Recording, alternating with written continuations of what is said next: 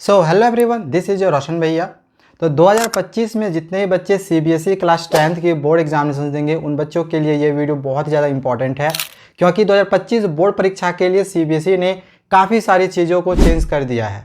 जैसे कि आप लोग की हिंदी ए और हिंदी बी की सिलेबस को चेंज कर दिया है, उसके एग्ज़ाम पैटर्न को चेंज किया है। इसी तरह से और भी बहुत सारी चीज़ों को चेंज किया गया है। अब सारे सब्जेक्ट का सिलेबस क्या है तो इसकी वीडियो हमने ऑलरेडी बना दी है। अगर आपको किसी भी सब्जेक्ट का सिलेबस का वीडियो देखना होगा तो उसका लिंक डिस्क्रिप्शन पे दिया हुआ है। सब्जेक्ट वाइज हमने सारे सब्जेक्ट का सिलेबस का वीडियो बनाया हुआ है, जाके एक बार ज़रूर देख लेना किसी भी सब्जेक्ट का अगर आपको सिलेबस में प्रॉब्लम होगा तो। ठीक है, अब चलिए मैं आपको बताता हूँ क्या क्या चेंजेज हमारे 2025 बोर्ड परीक्षा के लिए सीबीएसई ने क्लास 10th बोर्ड परीक्षा के लिए किया हुआ है। देखो, सबसे बड़ा जो चेंज किया है वो आपके एग्ज़ाम पैटर्न में किया है। हालांकि देखो, पिछले साल जो 2024 में हालांकि जो बोर्ड परीक्षा हुई है इसमें जो एग्ज़ाम का पैटर्न था इसमें 50% कॉम्पिटेंसी बेस्ड क्वेश्चन था और 50% जो क्वेश्चन था वो हमारे एनसीईआरटी बेस्ड क्वेश्चन पूछा गया था।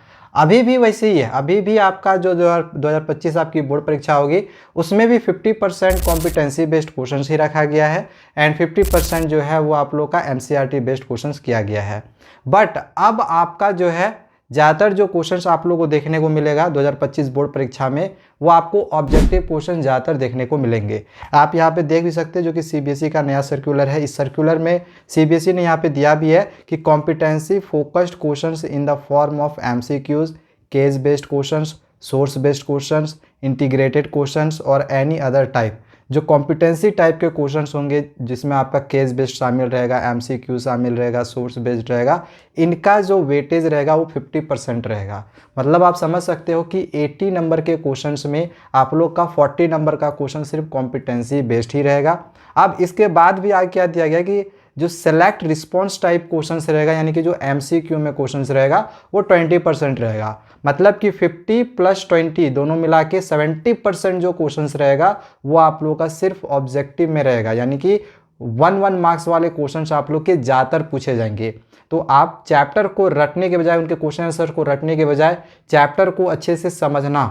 जब तक कि आप चैप्टर को अच्छे से समझोगे नहीं, उस चैप्टर के कॉन्सेप्ट आपका जब तक क्लियर नहीं होगा तब तक आप क्वेश्चंस को नहीं कर सकते हो, क्योंकि 1 मार्क्स क्वेश्चंस के लिए आप लोग का चैप्टर का कॉन्सेप्ट क्लियर रहना बहुत ही ज़्यादा ज़रूरी है। ठीक है, और बाकी जो आपका 30% क्वेश्चंस रहेगा वो आपका short answer, long answer type में रहेगा।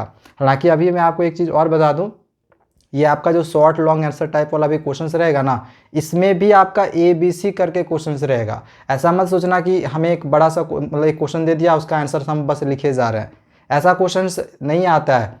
इधर पिछले साल भी इसी तरह की चीज़ों को देखा गया था। जो आपका 5 मार्क्स का क्वेश्चन पूछा गया था या फिर 3 मार्क्स का, 4 मार्क्स का जो क्वेश्चन पूछा गया था उसमें ABC करके क्वेश्चन पूछा गया था।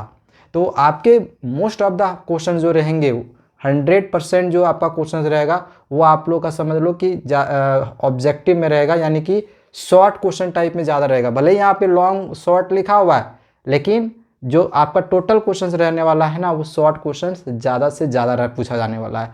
तो आपका जैसे मैंने कहा ना कि चैप्टर का कॉन्सेप्ट क्लियर रहना आप लोग के लिए बहुत ज़्यादा ज़रूरी है। ठीक है, एंड सबसे इम्पॉर्टेंट कि आपका जो 2025 बोर्ड परीक्षा होगा इसमें नए टाइप के क्वेश्चन ज़्यादातर पूछे जाएंगे, तो आपको नए नए टाइप के क्वेश्चंस की भी तैयारी करनी जरूरी होंगी। तो अब सवाल आ जा रहा है कि सर हम ये नए टाइप के क्वेश्चंस की तैयारी कैसे करें, ये जो हमें केस बेस्ड क्वेश्चन दिया गया है, जो सोर्स बेस्ड क्वेश्चन दिया गया है, ये जो कॉम्पिटेंसी बेस्ड क्वेश्चन दिया गया है, इसकी तैयारी हम कैसे करें। आप लोग के लिए ना मैं एक किताब आपको सजेस्ट कर रहा हूँ, बहुत ही अच्छी किताब है। मैं आपको यहाँ पे ये वाला किताब जो है आपको दिखा दे रहा हूँ। ये एजुकार्ट का क्वेश्चन बैंक है। फिलहाल अभी मैं आप लोग को यहाँ मैथमेटिक्स का दिखा रहा हूँ, ये आपको सारे सब्जेक्ट का भी मिल जाएगा। अब देखो एजुकार्ट के इस क्वेश्चन बैंक में क्या क्या दिया हुआ है। यहाँ पे देखो थ्योरी में आपका क्या दिया गया है कि एनसीईआरटी सिंप्लीफाइड क्वेश्चन, यानी जो एनसीईआरटी के क्वेश्चन है इसमें यहाँ पे दिए गए हैं जो आपकी परीक्षा में पूछा जाएगा। फिर रियल लाइफ कॉन्सेप्ट वाले क्वेश्चन दिए हुए हैं। मैं आपको यहाँ पे देखो एक क्वेश्चन भी दिखा दे रहा हूँ। देखो यहाँ पे आपको ये जो रियल लाइफ टाइप में आपको एक क्वेश्चन दिखाई दे रहा है ना, ये इसी टाइप के क्वेश्चंस आपके बोर्ड परीक्षा में भी आएगा। तो आपको इस तरह के क्वेश्चंस की तैयारी भी करनी होगी। तो इसमें इस तरह के आपके जितने भी टॉपिक्स दिए हुए हैं चैप्टर वाइज सभी टॉपिक्स के रियल लाइफ क्वेश्चन जो है वो दिया हुआ है, real life concept based question दिया हुआ है। इसके बाद कॉम्पिटेंसी बेस्ड एग्जाम्पल, जैसे मैंने कहा ना कॉम्पिटेंसी बेस्ड क्वेश्चन आएगा तो उसके एग्जाम्पल्स दिए हुए हैं। इसके बाद मार्क्स ब्रेक डाउन टिप्स दिया हुआ है। अब इसके बारे में मैं आपको यहाँ पे थोड़ा सा दिखा दे रहा हूँ। ये इससे ना आपको ये पता चलेगा कि जो नंबर आपको मिलता है वो किस प्रकार से दिया जाता है।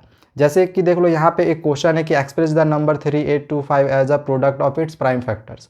अब ये इसका आंसर मान के चलो आप लोगों को पूरा नहीं आता है, तो अगर आप इसको आधा भी बना के आ जाते हो तो इसमें आपको नंबर मिल जाएगा। लेकिन कैसे, देखो सबसे पहले अगर आप इसका इस तरह से प्राइम फैक्टराइजेशन कर देते हो, प्राइम फैक्टराइजेशन करने के आप लोग को देखो यहाँ पे दिया गया है कि इसमें आपको हाफ मार्क्स मिलेगा। एक बार आपने प्राइम फैक्टराइजेशन कर दिया, आपको हाफ मार्क्स मिल गया। अब इसके बाद यहाँ पे क्या दिया है कि जो आपने प्राइम फैक्टराइजेशन किया है इसको प्रोडक्ट के फॉर्म में लिखो, आपको फिर से हाफ मार्क्स मिल जाएगा। तो इसमें मार्क्स ब्रेक डाउन दे दिया गया है कि किस तरह से आपको मार्क्स मिलते हैं, जो कॉपी चेकिंग होता है वो किस प्रकार से किया जाता है, आपको किस प्रकार से मार्क्स मिलते हैं। तो इससे भी आपको आइडिया मिलेगा कि हमें किस प्रकार से अपने आंसर्स को लिखना है। ठीक है, इसके बाद प्रैक्टिस करने के लिए आपको सभी ऑब्जेक्टिव को और सब्जेक्टिव क्वेश्चन दिए हुए हैं जो कि बहुत ही इंपॉर्टेंट है, आपके परीक्षा में यहाँ से क्वेश्चन पे पूछा जाएगा। फिर न्यू पैटर्न्स के क्वेश्चन है जो कि इससे भी आपके परीक्षा में क्वेश्चन आएगा। टॉपर्स का आंसर है 10 ईयर्स का। अब टॉपर्स ने अपने आंसर्स किस प्रकार से अपने कॉपी में लिखा हुआ था इसकी आइडिया तो आपको रहनी चाहिए ना, तो ये भी आपका यहाँ पे दिया गया है। एंड 3 सैम्पल पेपर्स भी दिए गए हैं आपकी प्रैक्टिस करने के लिए। हालांकि सैम्पल पेपर की एक अलग से भी किताब मैं आपको रिकमेंड करूंगा, लेकिन फ़िलहाल अगर आप अभी आपके हाफ ईयरली की परीक्षा शुरू होंगी उस समय के लिए अगर आपको सैम्पल क्वेश्चन पेपर की तैयारी करनी होगी, सैम्पल क्वेश्चन पेपर अगर आपको चाहिए होगा तो आप यहाँ से अपनी प्रैक्टिस को कर सकते हो, क्योंकि इसमें आपको 3 सैम्पल पेपर्स भी दिए गए हैं। तो बुक बहुत ही अच्छी है आपके 2025 बोर्ड परीक्षा के लिए स्पेशली। देखो यहाँ पे ये निकाला गया है, आपके सिलेबस पे बेस्ड ये वाली किताब है। इसका लिंक मैं डिस्क्रिप्शन पे दे रहा हूँ, डिस्क्रिप्शन पे चेक करो, कमेंट में भी मैंने पिन कर दिया है। तो बाय लिंक पे जैसे ही क्लिक करते हो तो आप इस किताब को घर बैठे ही अपने पास मंगवा सकते हो। तो ये सब कुछ चेंजेस हैं जो कि आपके 2025 बोर्ड परीक्षा के लिए सीबीएसई की तरफ से किया गया है। हालांकि और भी बहुत सारे और भी चेंजेस हैं जो कि सीबीएसई ने किए हुए हैं, लेकिन इसके लिए मैं आगे अलग से एक सेपरेट वीडियो बनाऊंगा जिसमें आपको बताऊंगा और भी क्या क्या चेंजेस हुए हैं। फिलहाल अभी जो बड़ा चीज़ मुझे देखने को मिला वो आपके एग्ज़ाम पैटर्न को देखने को मिला, इसलिए फ़िलहाल मैंने आपके लिए एग्ज़ाम पैटर्न का में क्या चेंजेस हुआ है उसके बारे में बताया है। अब आगे और भी जो हुआ है इसके लिए आगे वीडियो आएगी, तब तक चैनल को सब्सक्राइब करके रख लेना। Thank you, bye bye.